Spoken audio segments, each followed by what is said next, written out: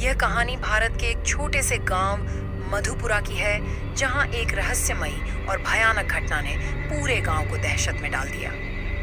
गांव के लोग इस घटना को सरकट्टा खबिस की करतूत मानते थे, जो एक दुष्ट आत्मा थी। मधुपुरा गांव घने जंगलों और पहाड़ियों से घिरा हुआ था।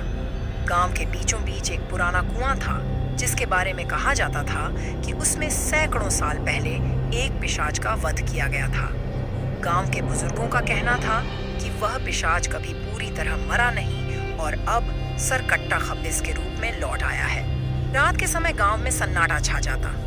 लोग अपने घरों में दुबके रहते और किसी को भी अंधेरे में बाहर जाने की हिम्मत नहीं होती। गांव के चारों तरफ एक अजीब सी ऊर्जा महसूस होती थी, जैसे कोई देख रहा हो। यह सब तब शुरू हुआ जब एक रात गांव का एक चरवाहा रमेश अपनी बकरियां ढूंढने जंगल में गया।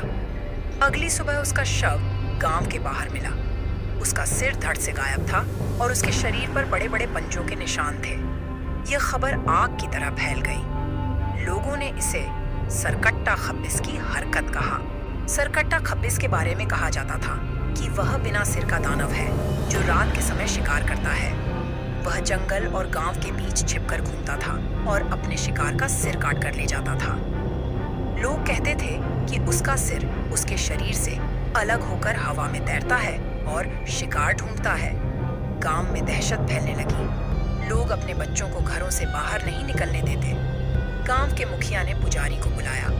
पुजारी ने बताया कि सरकट्टा खबिस उस कुएं से जुड़ा है जहां उसे बांधा गया था। उसे मुक्त करने के लिए किसी ने कुएं पर एक पुराना तंत्र मंत्र तोड़ दिया था।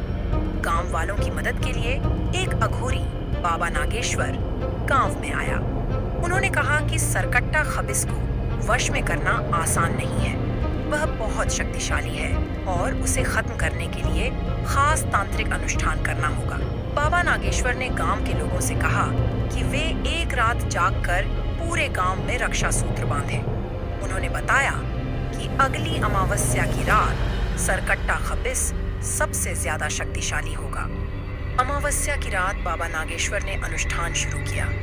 गांव के लोग डर से अपने घरों में छिप गए। अचानक जोरदार हवाएं चलने लगी। आसमान में अजीब अजीब रोशनी दिखने लगी और तभी जंगल से एक डरावनी आवाज आई, सरकट्टा खबिस की।